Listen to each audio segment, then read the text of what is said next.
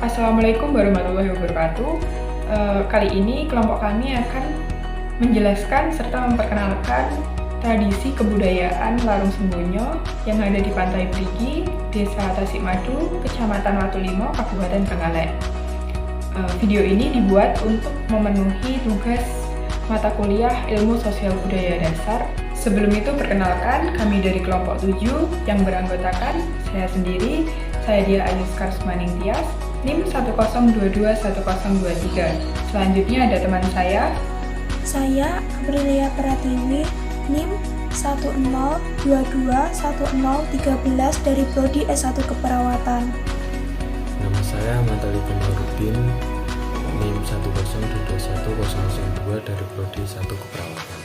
Saya Dede Sakila dari kelompok 7 SBD, NIM 10221019 dari Prodi S1 Keperawatan.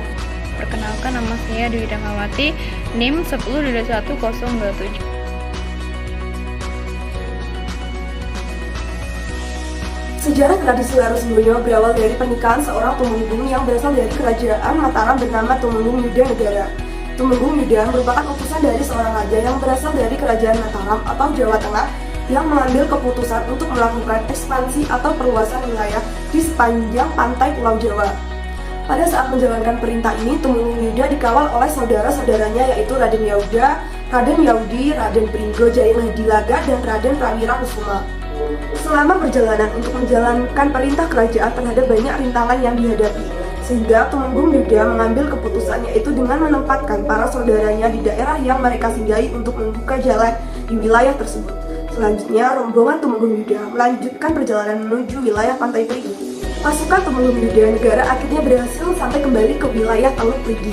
Pada waktu itu wilayah Pantai Perigi masih gelap dan dingin. Melihat keadaan tersebut, Tumenggung Yuda yang mengetahui adanya penguasa makhluk gaib melakukan semedi atau betapa. Akhirnya, setelah melakukan pertapaan, para makhluk gaib penguasa wilayah Perigi memperbolehkan Tumenggung Yuda untuk masuk dan membuka wilayah Perigi dengan syarat harus menikah dengan Putri Gambar Inten. Diceritakan bahwa Putri Gambar Inten merupakan salah satu putri dari makhluk gaib yang menjadi penguasa pantai selatan. Pernikahan Tumenggung Yuda Negara dan Putri Gambar Inten dilaksanakan pada hari Senin Pasaran Kliwon bulan Selo dalam penanggalan Jawa. Sehingga Larung Sembonyo juga dilaksanakan pada pasaran dan bulan yang sama. Setelah pernikahan dilangsungkan, maka Tumenggung Yuda dapat membuka wilayah Perigi yang nantinya sebagai tempat mencari nafkah para nelayan yang ada di sekitarnya. Sebagai ucapan rasa syukur atas hasil laut yang melimpah dan memperingati hari pernikahan saat membuka lahan Teluk Perigi, maka para nelayan mengadakan tradisi sedekah laut yang oleh masyarakat dinamakan Larung Sembonyo. Yang kedua yaitu prosesi tradisi Larung Sembonyo di Desa Tasikmadu. Tahap prosesi pelaksanaan Larung Sembonyo dibagi menjadi 3 tahap acara, yaitu tahap persiapan, tahap pelaksanaan, dan tahap penutupan. Yang pertama yaitu tahap persiapan. Tahap persiapan dilakukan 1 hari sebelum acara Larung Sembonyo dilangsungkan. Persiapan yang dilakukan yaitu pembuatan sesaji borampe yang terdiri dari kemenyan, rokok klopot, minyak wangi atau lemah wangi, upet atau moncong pohon kelapa, dan candu.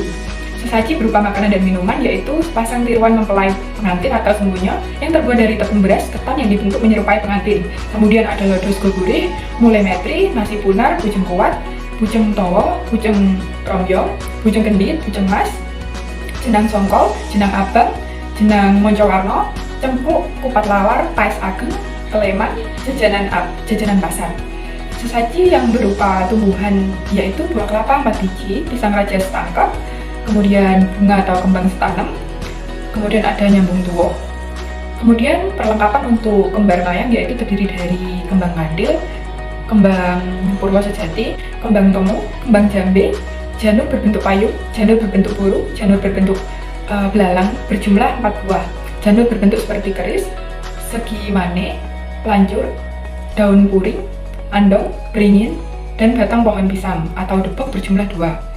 Sesaji perlengkapan berupa pocok bakal yang terbuat dari daun pisang yang dibentuk dan kedua ujungnya diberi janur kuning yang di dalamnya terdapat bunga, telur, bumbu dapur, korek, rokok, sirih, dan uang. Kemudian ada badai ketan hitam dan kendi kecil. Perlengkapan untuk menaruh sesaji yaitu takir, tampah atau lampion, kendi, judangyang, getek, dan perahu motor. Tahap pelaksanaan. Pada tahap pelaksanaan ini dimulai dengan membawa atau mengarak tumpeng dari kantor Kecamatan Watulimo menuju tempat pelelangan ikan di Desa Tasikmadu. Pelaksanaan inti ini dimulai dengan pembacaan doa-doa yang kemudian dilanjutkan dengan kajatan dengan menggunakan bahasa Jawa.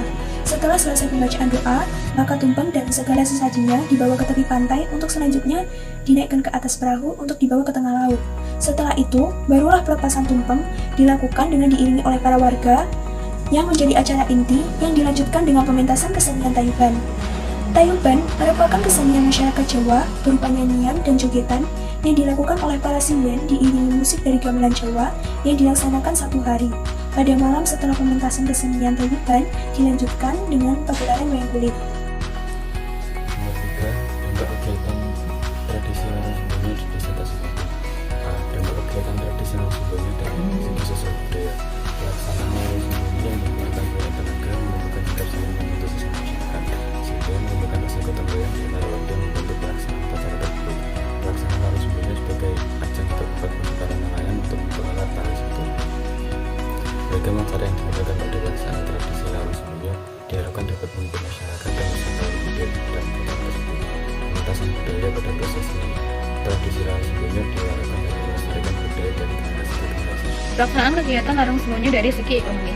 Pelaksanaan kegiatan larung sembunyi sangat berpengaruh bagi kehidupan masyarakat, khususnya masyarakat di sekitar pantai di Desa Tasikmadu.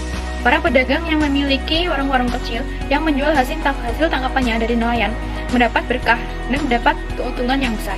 Pengelola lahan parkir oleh masyarakat di sekitar tempat diadakannya acara TPI, tempat pelelangan ikan, mendapat penghasilan lebih. Pemberlakuan karcis untuk masuk ke pantai perigi juga mendapatkan keuntungan. Pendapatan yang berasal dari penarikan karcis masuk ke tempat diselenggarakannya upacara tersebut digunakan untuk memperbaiki atau menambah fasilitas yang ada di objek wisata di sekitar pantai perigi.